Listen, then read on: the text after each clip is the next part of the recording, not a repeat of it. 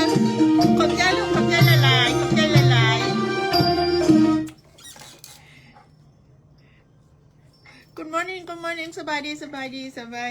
พ่อแม่พี่น้องอยู่ทางบ้านอยู่ทาง Facebook ทั่วโลกกันแม่นเนาะลูกวินเดียวเพิ่นแชร์ให้ขอบใจลูกมื้อนี้วิทยุภาคภาษาลาวมาพบกันเด้อขน่อยเด้อกะกงกับเดือนเมษายนวันที่4แล้วเดือนเมษายนวันที่4กงกับ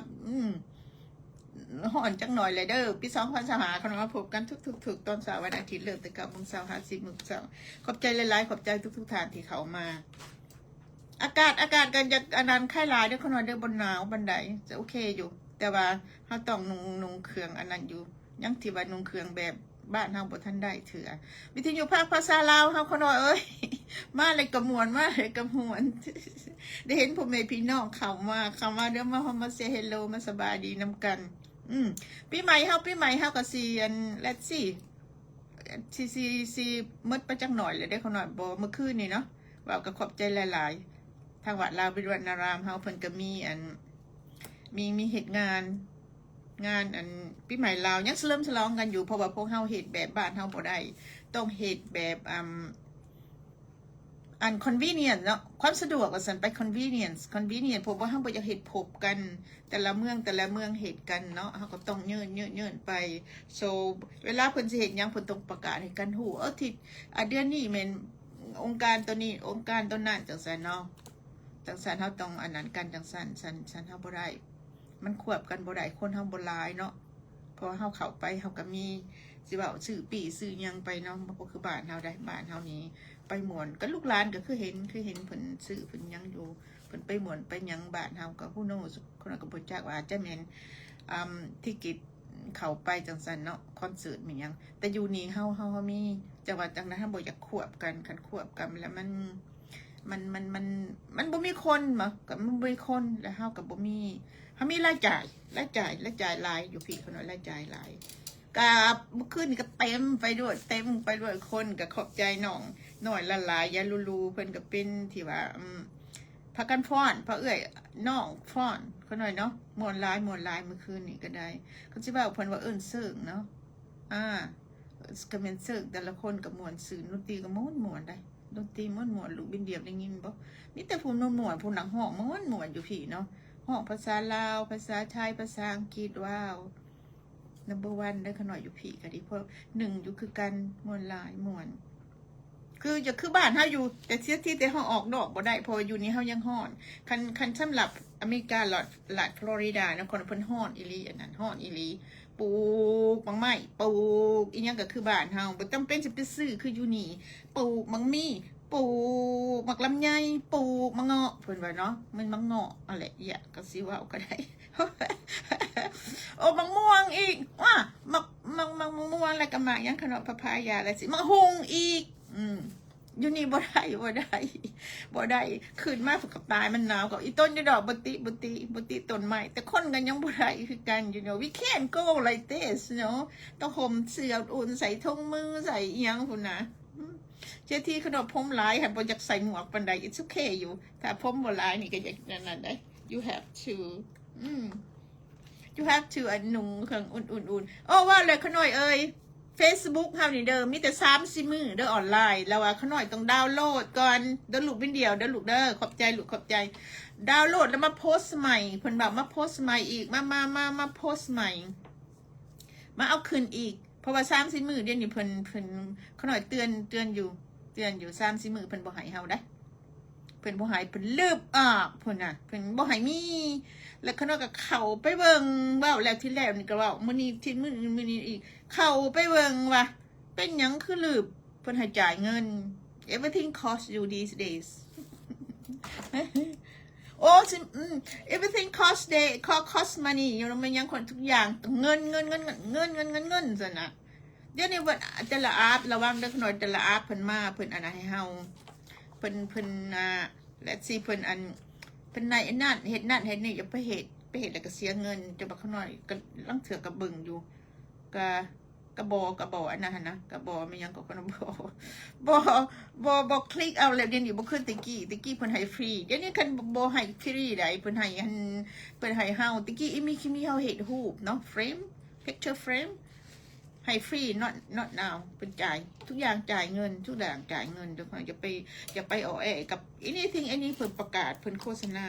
บ่ได้จ่ายเงินบ่จ่ายแล้ววะเนาะคันถ้าบ่จำเป็นโอ้สิเมื่อเด้อพบกันแสงสุริยะพบกันวันเดือน11เดือน11อยู่เดือน11อยู่บ้านนะพี่ได้ลูกอยู่บ้านป่าได้ลูกได้บ้านถ้าเป็นเดือน12สิเมื่ออยู่เตรียมแล้วซื้อปิ้งย่นเลยเด้อพบกันเป็นยังมาเด้อฟังกันมากินอีหยังก็ได้ยินอันหลานสะบอยเว้าอยู่โอ้ยเพิ่นว่าอันอยู่ท่านจะหลอดบ่น้ำอันอ้ายเอื้อยท่านหมอสมสนิทกับอันแม่บ้านนาลีจื่อแต่ว่าแม่บ้านนาลีน้องไผ่ก็ดีลูกหลานพระเอิญแม่บ้านก็เลยเอิญแม่บ้านน้ำเพิ่นเด้ออันนี้ว้าวขอบใจว่าเลยเขามาเนาะว้าวกูว้าวคือปีใหม่ฮะแหละมาจังได้มวลแล้วขอบใจวันนี้วันหลายๆโคศกเสียงหลานทั้งเก่งทั้งเด่นได้น้องสาวนะคืนแล้วก็พิเศษเดี๋ยวน้องจูมน้องแพงน้องแพงเพื่อนให้ประกาศบอกว่าโอ้พอพันสิเหตุอันนี้เขาหน่อยเพื่อนที่จุมลีเพื่อนก็สื่ออันสวยวิทยุภาษาลาวเฮา40 ดองเข้าใจได้น้องเด้อหักแพงกันเพราะว่าวันที่ว่าอันนี้เพื่อนจะมีการเพื่อนวันที่3 เมษเดือนนี้เนาะวันที่31แต่เขาหน่อยอาจจะไปเดือนจูนวันที่1เวลาจังอ่านตัวนี้นะในเพื่อนมาอ่านตัวนี้ก่อนพอตัวนี้ก่อนเนาะอันนี้เนาะอันนี้เดือนจูนเขาหน่อย well no I think June's better and earlier โอเคจูนก่อนโอเคเนาะเขาหน่อยเพิ่นน่ะเนาะน้องสาวเฮาจังได้เขาหน่อยก็สิได้ไปเพราะว่ายาป้ากองแซงยาลุงคันทรนะเพิ่นได้ขึ้นสวรรค์แล้วเนาะสองผัวเมียได้ขึ้นสวรรค์ก็ว่าต้องไปเพิ่นทำบุญแจกเขายาป้าสุดนี่เบิ่งก่อนเด้อเขาเอาเพลงก่อนวันนี้ก่อนwhat is that call here เอาเพลงอันนี้ก่อนเพราะว่าแม่ยังอัญญาป้ากองแซงมันจะมีเหตุทำบุญเนาะเขาบอกค่ะครบรอบทางลูกสาวเพิ่นขอบใจเด้อจุมมารีขอบใจเรื่องแพงเด้อเป็นซัพพอร์ตวิทยุเฮา$40ขอบใจหลายๆน้องขอบใจ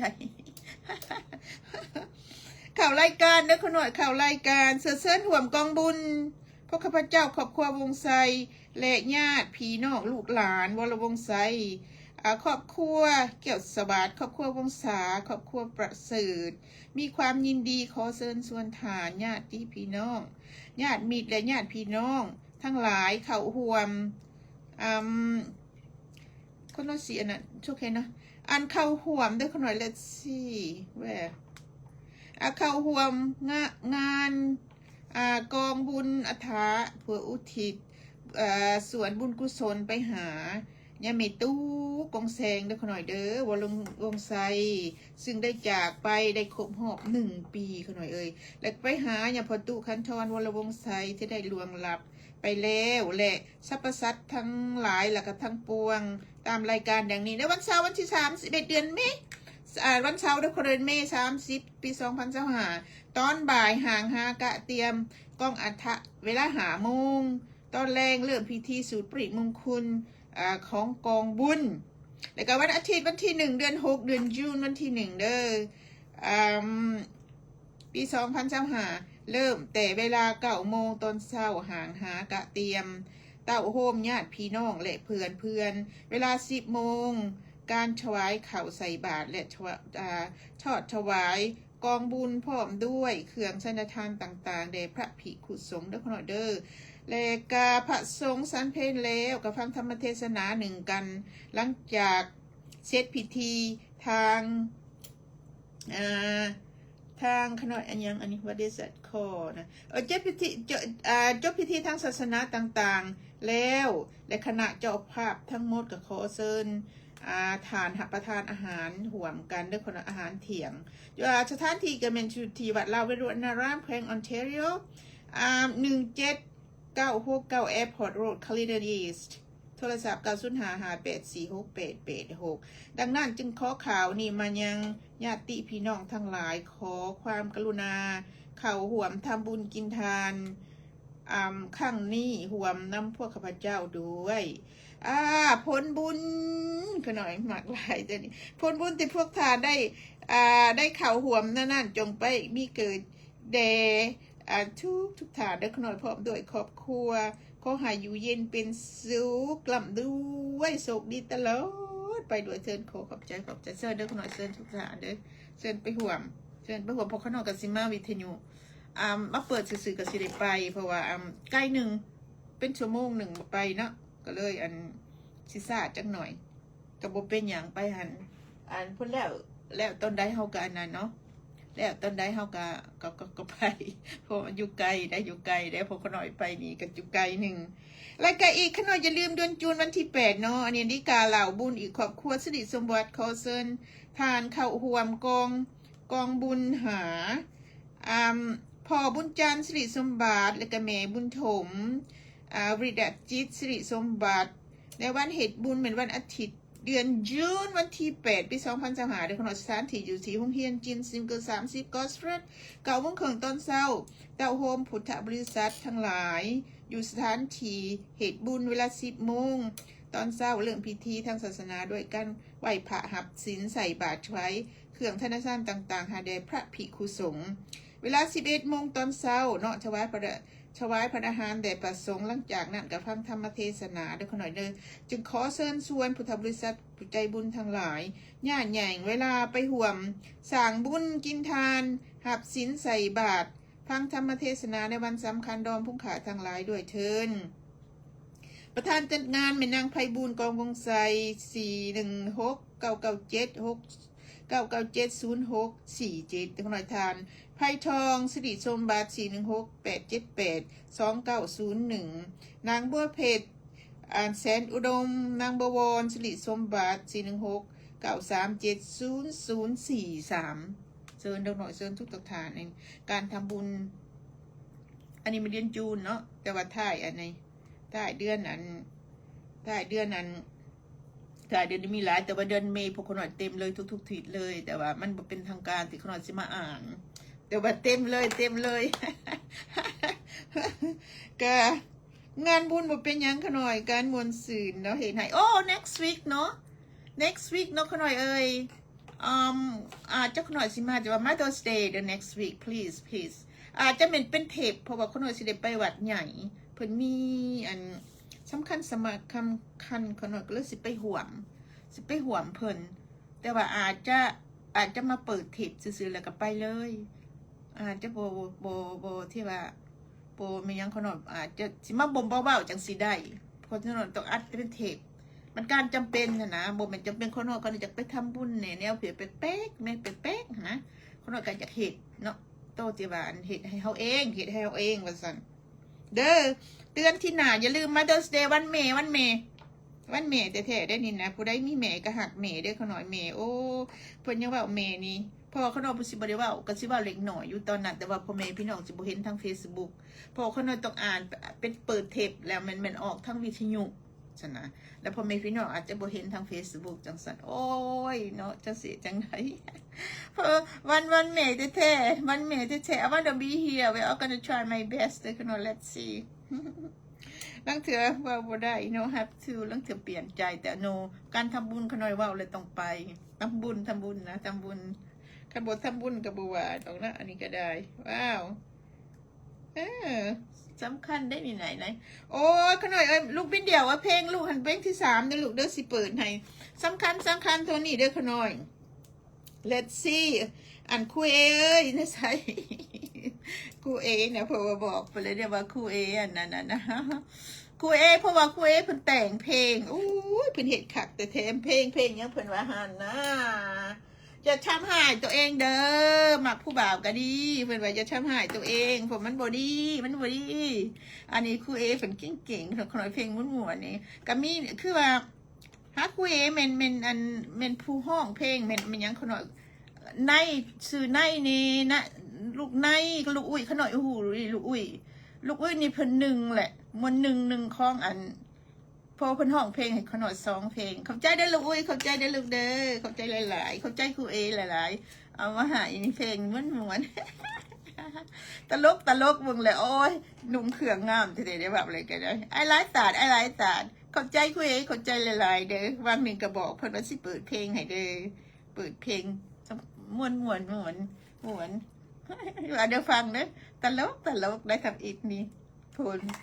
เพราะว่าเพิ่นหาผู้บ่าวก็มีไปแฟนใหม่นะครูเอเนาะผู้บ่าวบอดี้อีหลีผู้บ่าวนี่พอดีมากกระบอกมาลูกอ้ยว่าบ่ต้องสนใจดอกแหล่น้ำงัวน้ำควายมันบริบริอยากว่าถ้าสวรรค์ม่วนถ้าสวรรค์ทำม่วนเด้อโอเคเด้อคนไหนเด้อครูเอขอบใจครูเอขอบใจหลายๆโน้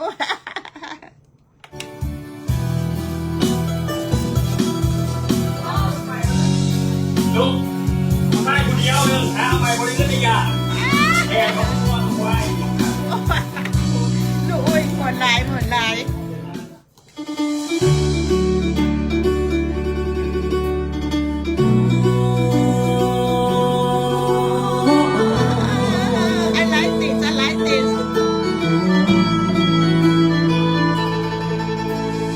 าบอกเขาแล้วก็หมดแล้วความหักในหัวใจเป็นยังต้องอาวรณ์อะไรให้กับเขาเป็นยังต้องกินน้ำตาเป็นยังต้องกินน้ำมาโลกนี้บ่มีเพียงเขาเจ้าสิทำให้ตัวเองหรือมันยังเจ็บบ่พอเขาสิให้น้ำบ่ถ้าขาดใจตายตอนนี้คิดบังนาทียังมีคนที่หาเขาเบิ่งนาทีบ่มีเขาแล้วเฮามีพ่อมีแม่มีพี่มีน้องมีเพื่อนพ้องให้กำลังใจเป็นยังทำใจน้อมตากับผู้ชายที่บอกเขา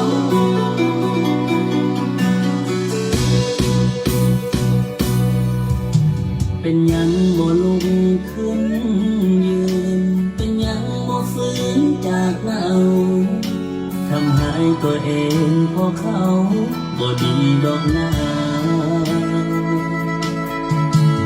เขาคงบ่สนใจและคงบ่หวนคืนมาที่ทำให้ตัวเองเถิดหน้าบ่มีประโยชน์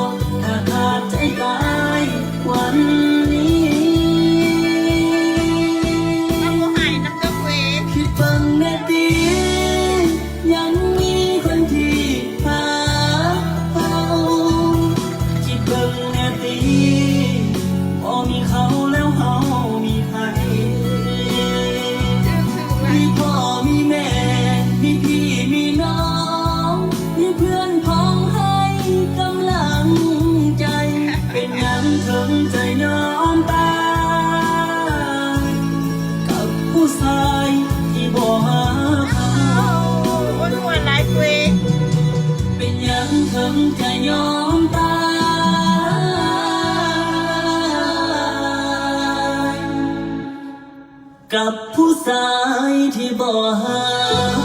กเขาบ่ร้ายคุย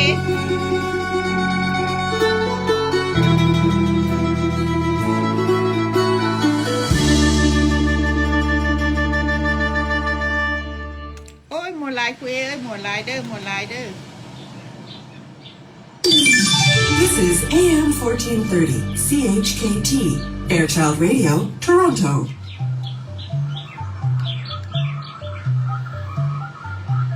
เบิ่งก่อน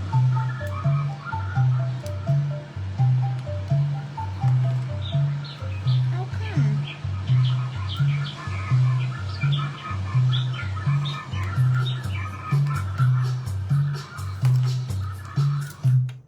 โอ้ยคุยเอ้ยมวนหลา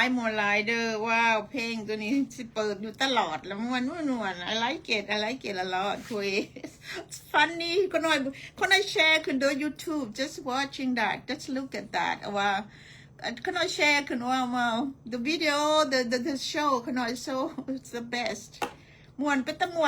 วนคุยแสดงดีหลายโอ้เป็น actor ดีหลายเด้อ you actors you the best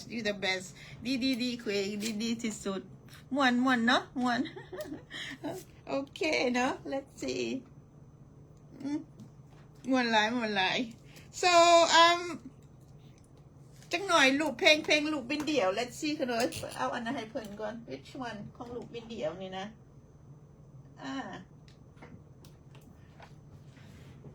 ขายเข่า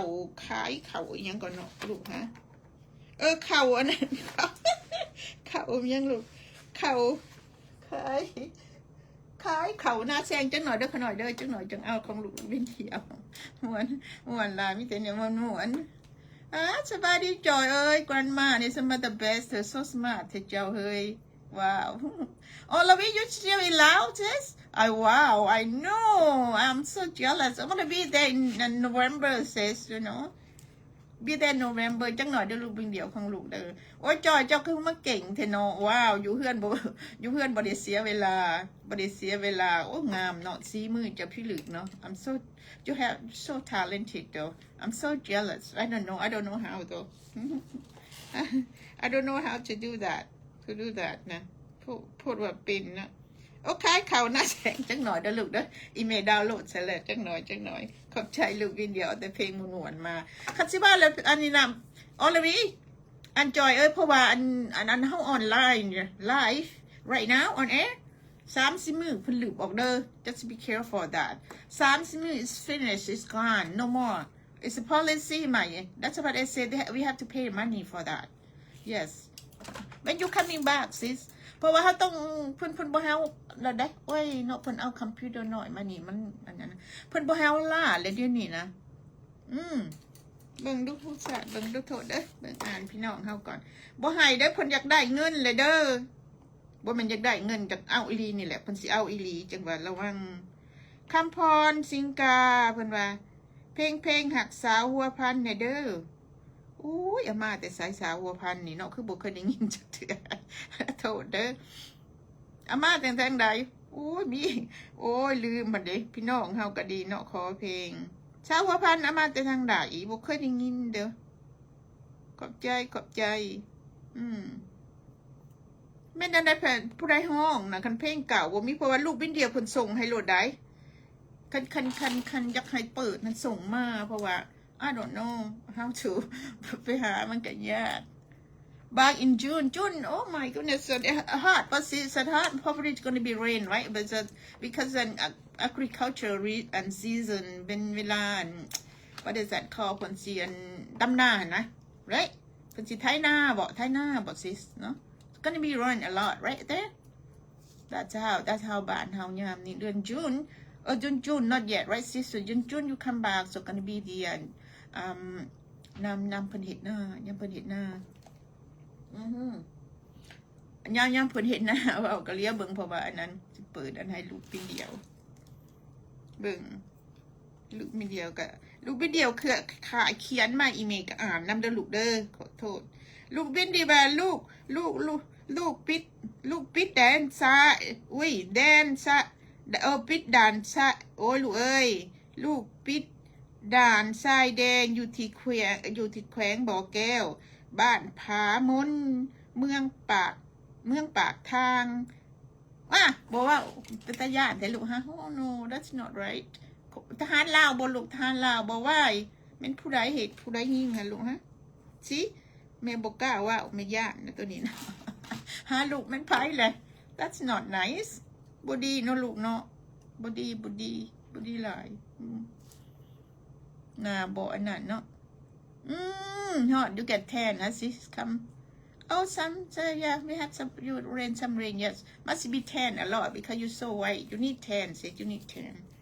I do like it tan too เวลาเฮาไปบ้านเฮาเนาะเฮาได้tanเฮาได้แดดนะ it's really nice I like it sis ผิวเฮามันดัน you know เขาน้อยวันเอาว่าซะน้องเอาละวีเพิ่นอยู่เมืองลาวว่าเรื่องว่าเฮาไปอันแดดเมืองลาวเขาน้อยแดดเมืองลาวงามได้แบบใสเนาะ sis เนาะ shiny tan นะเฮาได้แทนแต่สีงามได้เขาน้อยมากเจ้าเมื่อนี่เจ้าเมื่อคือสิบ่ได้ทีเดียว because it's November gonna be บุญถัดหลวง so yeah November จันสิบ่ฮ้อนปานใดแต่เฮาก็ยังสิได้แทนอยู่ได้เนาะ I like it goขี่ตุกว่ะไปขี่ตุกอยู่ว่ะเมื่อสวรรค์อยู่ว่ะน้องจะเมื่อสวรรค์อยู่ว่ะ โอเคเนาะขี่ตุกอยู่ว่ะโอเคขนาดเบิ่งดูล่มกันจังสิล่มหวนล่มกันแล้วหวนได้อย่าลืมเนาะอันนี้อ่ะสุดท้ายคนน้อยขอประกาศตัวนี้ก่อนพิเศษนี่ของวิทยุภาษาลาวเฮาขอประกาศสู่สุทิศเนาะเพราะว่าจำเป็นอันนี้มันเมนเพิ่นเป็นสปอนเซอร์วิทยุของเฮาเพิ่นเป็นสปอนเซอร์ซัพพอร์ตวิทยุของเขาน้อยจังนั้นอันนี้เฮือนเก็บศพเนาะเขาน้อยเฮือนเก็บศพบอกว่าเพิ่นมี2บ่อนอยู่ทางทอรอนโตเนี่ยอยู่ทางคิทเชเนอร์เนี่ยถ้าผู้ใดต้องการอันความช่วยเหลือเนาะติดต่อหาพวกเขาน้อยเด้อเขาน้อยเรียนจินดาน้อยอันทุนี้yes four of us anybody need to like help so we do assistant นะเขาน้อยเด้อ assist สวยกันเบิ่งกันถ้าผู้ใดต้องการบริการว่าจะบริการเนี่ยเขาน้อยอยู่ทางToronto มี Lotus Funeral and Cremation Center Inc 1213 View Drive Toronto และอยู่ทาง Kitchener Man Funeral Home and Crematorium 3 Powell Road Kitchener เขาน้อยติดต่อหาเขาน้อยก็ได้และติดต่อหาน้องเรียนก็ได้เด้อน้องเรียนแม่นเป็นตั้งหน้าให้คนลาวก็หน่อยใจดีน้องเฮาก็ดีเนาะ905-407-8379ติดต่อมาเด้อเขาหน่อยอันนั้นและน้องเฮา not just start เพิ่นเป็น real estate to agent so anybody want to sell a house or buy a house so ติดต่อน้องเฮา905-407-8379เป็นใจดีเด้อเขาหน่อยเอ้ยสวยวิทยุภาษาลาวเฮาตลอดเลยความสะดวกนะคนน้อยติดต่อหาคนน้อยก็ได้เด้อ416621142หรือถ้าหาดเวียงจันทร์Trading Corporation Limited คือการของยายสมบูรณ์เฮา1300 Emgo Boulevard 416-737-2911ของอ้ายค่ะมีของแห้งเขาไม่เอาเขาเจ้าทุกอย่างแนวแห้งa little bit I don't think frozen that much but ของแห้งเด้อคนน้อยเด้อสั่งเขาใหม่เขายังก็ได้เด้อใจดีเลยสมบูรณ์นี่โอ้บางดูนก็ค่อยเห็นน้องแหม่มสบายดีนางเพลง I missed it นะน้องเนาะว้าวมวนบะก็สินาว่าเห็นทุกเจ้าไปอาจวิสัยเพิ่นว่าเบอร์วันสบายดีsis is that you yes สบายดีขอบใจเด้อที่เขามา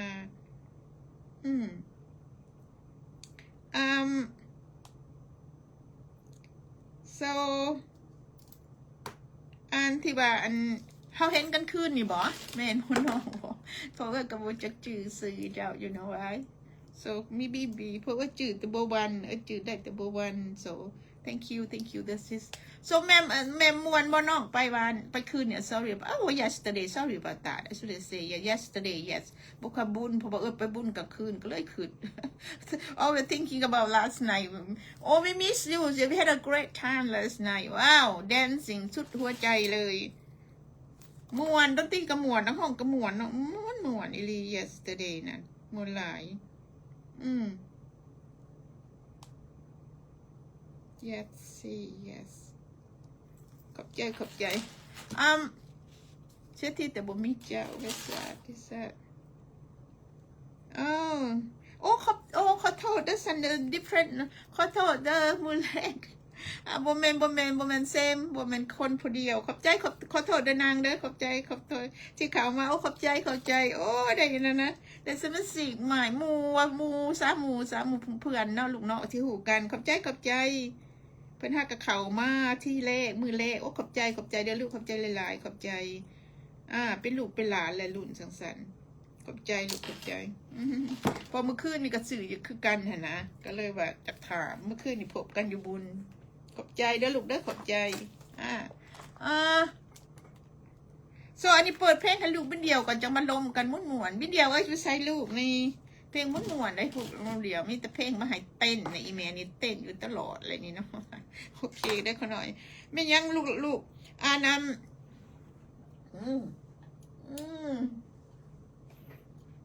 ไม่ยังพอลูกค้าอีกค่ะว่าที่สัตว์อันนี้จะเขียนให้เมย์อยู่เอ้ยขายเข่าหน้าแซงมาแต่งน้องบ่ลูกขายหน้าแซงมาแต่งน้องคนไหนเมย์ก็ว่าอย่างนี้ขายเข่าหน้าแซงมาแต่งน้องได้ไหมผู้บ่าวว่าเนาด้านเช้าเนาะจะเป็นยังมีเข่าลายกับขายแหละโบขายเข่าบ้านเฮาได้ขน่อยมีอันนั้นได้ขายข่าวบ้านเฮาได้ดีเพราะว่าซุมเฮากินข่าวโนเมนลิดิชเขากินเฮาแท้ๆมันข้าวเหนียวข้าวเจ้าแต่ว่าเพิ่นก็ห้ามอยู่ข้าวเหนียวเขาหน่อยกันกินหลายเอาต่อตัวนี้ไปกินข้าวหลายกินข้าวเหนียวมันบ่ได้เด้อเพราะว่าเป็นส่วนหลายเป็นเบาหวานมันมีเสื่อน้ำตาลคันสมมุติข้าวเจ้าหั่นนะและซี่จังซี่ซะข้าวเหนียวข้าวเจ้าโนข้าวเหนียวกั่มมีบ่ข้าวเหนียวกั่มมีก็ทิ้งกันมีเลยเนาะแล้วมาอันนั้นน่ะมาปนกันกับข้าวเหนียวเฮา it's okay อยู่กินแต่นะเพราะว่าข้าวกำเพิ่นบ่อันนั้นหลายข้าวกำเพิ่นบ่มีน้ำตาลว่าสิว่าเดี๋ยวบอกขอโทษด้วยขอโทษว่าเรื่องว่าดำอย่าไปติได้ดำนี่ดีทุกอย่างสำหรับหมักใหม่หมักตอกอาหารหวานข้าวละคนสิว่าบ่ว่าดอกอันวิทยุค่ะมันบ่ดีมันดีเด้อคนหอยสิว่าดีได้ดำนี่ดำอาหารดำหวานข้าวไก่ดำผงกระยอดเป็นยาดำทุกอย่างดำมังไม่ blueberry you can see that แล้วอันจะอะไร dark blueberry จากนั้นมันดำอยู่เลยดำอีลีเนาะก็สิว่าบางอัน anything ดำพอหน่อยดีเมื่อใดกันสิว่าเพิ่นดีเป็นยาเอามาเพลงนำกันฟังเพลงนำกันลูกพี่เดียวขายเขาหน้าแซงใบแต่งน้องสาวได้หนูพอหน่อยลูกขอบใจเด้อลูกเด้อขอบใจหลายๆ let's see no that's number one sorry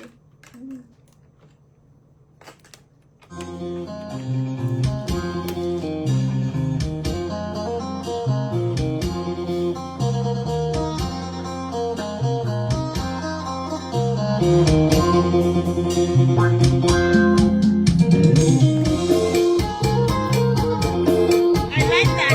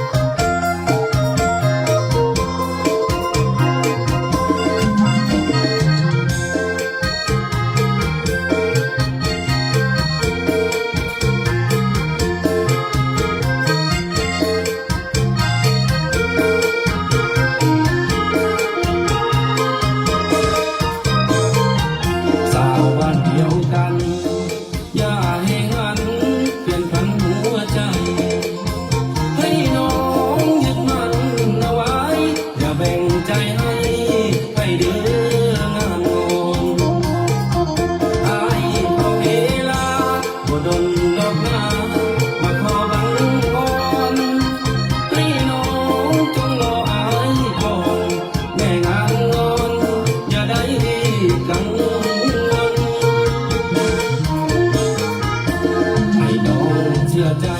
รักษาเอาไว้ในคำสัญญาขายเข้านาเสปีนาให้กันมากมาขอน้องหน้ามนบ่าวบ้านเดียวกันยังยึดมันหักเขาสองคนรออายเด้ออีกบ่ดังขายเข้านาเสนมาแต่งแน่นอน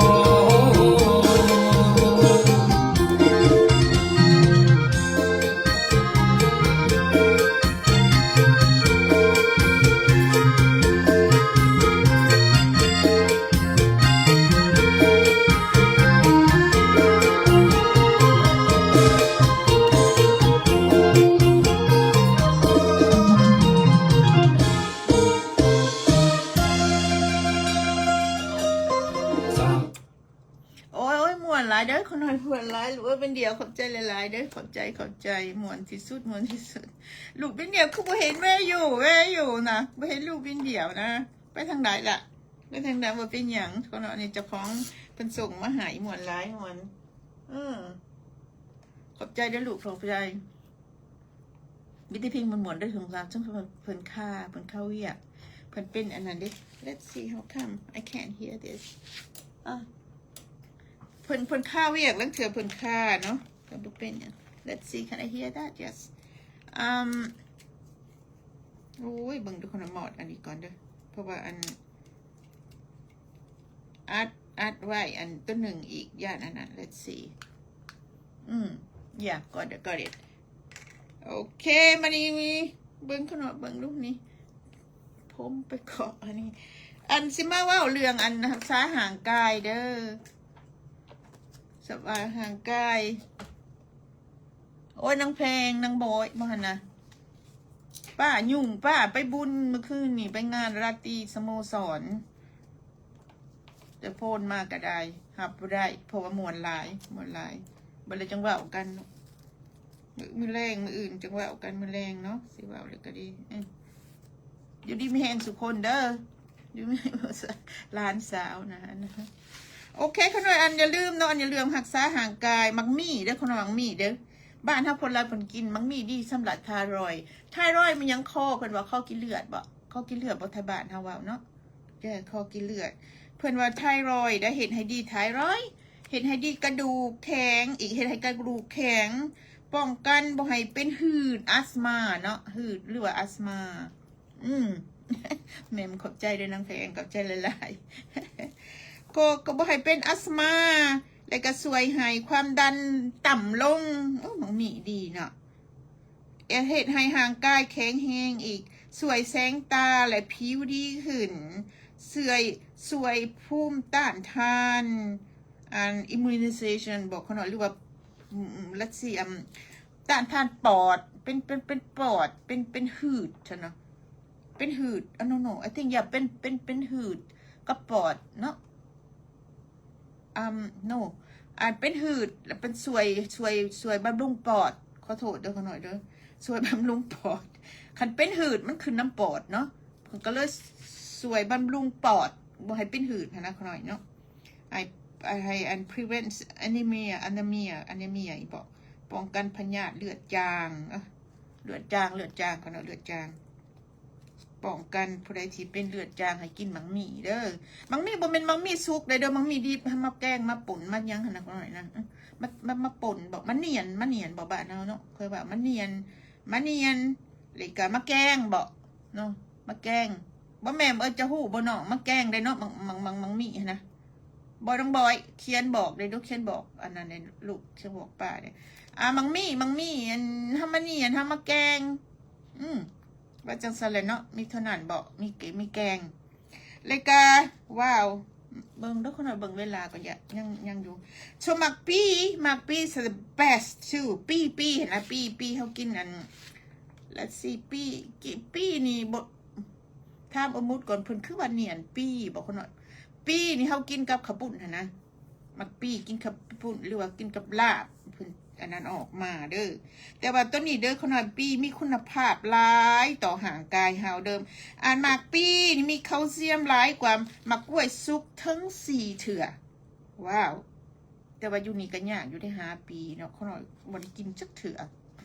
คันบอกไปหันไปนี่ว่าเลยว่าไปบุญไปงานเพิ่นเฮ็ดใส่ข้าวปุ้นแต่ตัวเองก็บ่เคยซื้อมากินก็มีโปรตีนอีกมีโปรตีนธาตุเหล็กเด้อคนหน่อยเด้อมีวิตามินซีเพิ่นว่าเด้อันอันมีแต่เลตซี่อ่ะมีอันเพิ่นป้องกันลำไส้บำรุงเลือดแล้วก็มีแต่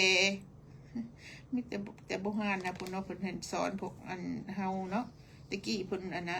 เพิ่นบอกให้ผู้ใดคลอดลูกใหม่เพิ่นเว้าอยู่เนาะได้ลูกใหม่ก็ให้กินอันมักมี่นี่เพิ่นว่าให้กินให้มีมักมี่ให้มีน้ำนมหลายว้าวมักมี่กินกับป่นกินกับข้าวปุ้นเห็ดมีอย่างเห็ดเนีย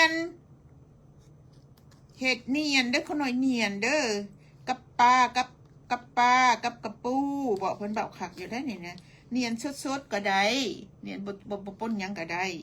แล้วต้มแกงกับซีนก็ได้โอ้ใหญ่ๆเฮียต้มแกงกับซีนกับกระดูกหมูกระดูกงัวโอ้ได้ขนาดแม่นเนาะตามใจสอบ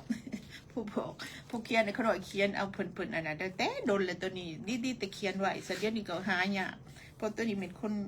นลาวหะเนาะเพิ่นอันนั้นใส่ขนอยก็เขียนมาก็ดีแนวหนึ่งได้ฉันบ่ได้แล้วฉันบ่มีเลยเนาะแต่ใครได้เฮาว่าออกมาเรื่องรักษาห่างกายก็ดีแนวหนึ่งก็อย่าลืมตะของดำๆพันหมักไหม้มาถอกกินแล้วเด้อเขากำนะเขากำหรือเขาดำเขาเอิ้นอันblack rice เสียอยู่เนาะแต่ว่าเฮาเอิ้นเขากำเพิ่นบ่ว่าดำบ่มันบ่จักบ่งามบ้านเฮาก็ซื้อก็คือกันได้แต่ว่าคือกันเด้อกำกับดำอันเดียวกันแต่ว่าสิว่าได้ข้างนอกเดี๋ยวไปว่าให้กำดำได้บ่อันนั้นแต่จริงดีเพิ่นดีต่อห่างกายเฮากินแล้วเด้อผู้ใดอยาก เบิ่งผู้ใดอยากกินแล้วเพราะว่าอันก็ดีกว่าข้าวเหนียวต้องปนดีกว่าข้าวเหนียวเขาสิว่าข้าวเหนียวเฮามันเป็นข้าวเหนียวขาวหั่นนะมันมีน้ำตาลหลายกินแล้วก็ลงไปคือซีนขน่อยเพิ่นก็หามแท้เรื่องซีนขน่อยว่าแล้วว่าอีกไอ้นนท์ลังเทื่อเฮากินลังเทื่อซีนแห้ง is okay ซีนแห้ง is okay อยู่เพราะว่าอันนั้นเขาตากเขาแห้งอีหลีบ่แปลว่าตากแล้วเขาก็มาปิ้งหรือมาจืดน้ำมันเขาก็หมดไปว่าซั่นน้ำมันหันหมดไปแต่ว่าจะกินแบบนั้นเนาะกับซีนหมูก็คือกันซีนหมูเพิ่นก็ยังมีน้ำมันโซได้เพิ่นให้กินปลากับกินไก่นี่ดีเลยดีหลายส่วนกินมังไหม้หลายก็บ่ได้ก็เนาะมันบ่ดีต่อท้องเฮาโอเคมาฟังเพลงม่วนตัวนี้เนาะน้องสาวเพิ่นบ่หักสุดหัวใจก็เนาะ it's gonna be CD what's that number 2 yeah number 2 CD มอบไปทุกพ่อแม่พี่น้องเด้อทุกท่านอยู่ทั้งบ้านฟังเพลงหักเจ้าสุดหัวใจอันนี้หักสุดหัวใจซื่อๆบ่แม่นหักเจ้าก็สิคือกันนั่นแหละเนาะฟังได้ขน่อยมอบให้ทุกท่านเด้อขอบใจ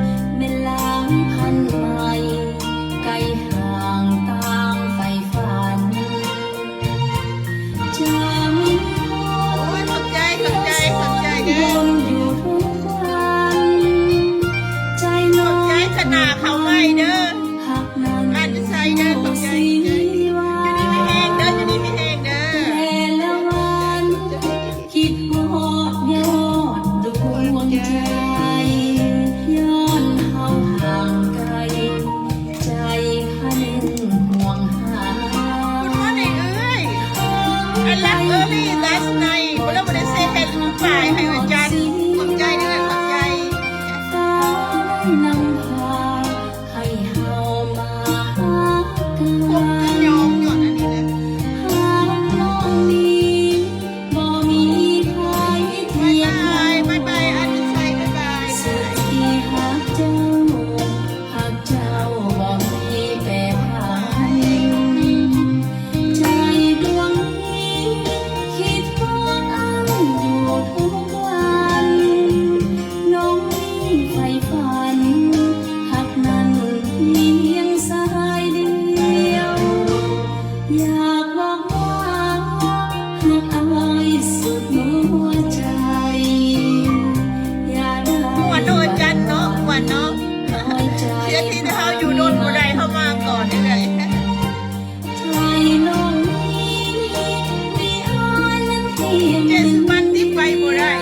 จ๊ไฟม่วนนะเจ๊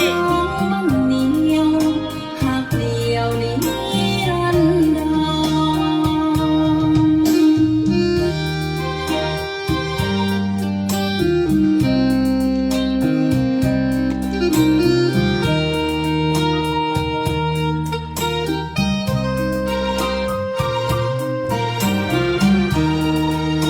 ต้องเอาห้องแคนจะยับเป็นทีอ่ะยับเป็นทีอ่ะตอนนี้เจ๊เอ้ยผมดูเขาเห็นนะเขาใส่แคนว่ายันทีอ่ะ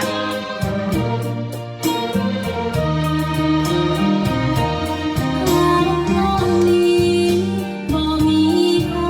เทียบเท่าสุดที่หักเจ้าบ่มีแปรผันใจดวงนี้คิดทอดอ้ายอยู่ทุกวันน้องนี้ใฝ่ฝันหักนั้นเพียงสายเดียว อยากบอกว่าหักอะไร เวลากับสิบวันโรลายได้สิได้ไฟเลยได้ดีนะ อย่าได้หวั่นไหวน้อยใจพายมาเคี่ยวใจน้องนี้มีอายนั้นเพียงหนึ่งเดียว Hi Shannon morning สบายดีสบายดี bro สบายดี how are you all my time almost over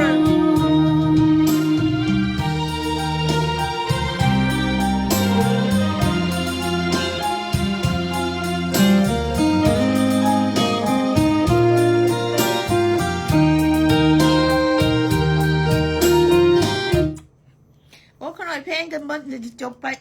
sorry Shannon I have to go soon though sorry though why you coming late where were you huh just come early in the morning and we can have chit chatting a little bit huh almost time for me to go bro sorry about that bro so see you next week I'm not gonna be here because I'm gonna be at the temple so thank you bro thank you so our new year is done so last night we have the other new year celebration too which is nice เรา new year always here always there เอาขน้อยพ่อแม่พี่น้องอยู่ทางบ้านลูกนุ่มเดียวไปซะคือสิไปแล้วเนาะก็เลยบ่ได้อันนั้นซ้ำอ่านขอบใจหลายๆขอบใจทุกๆฐานที่เขามาด้วยขน้อยวิทยุเฮาขน้อยก็สิได้อันอำลาไปพบกันอีกมีเวลาพบกันอีกเด้อขน้อยเด้อ so see you sometime no? well see next week I said I'm gonna be pre-recorded bro then I'm gonna come back just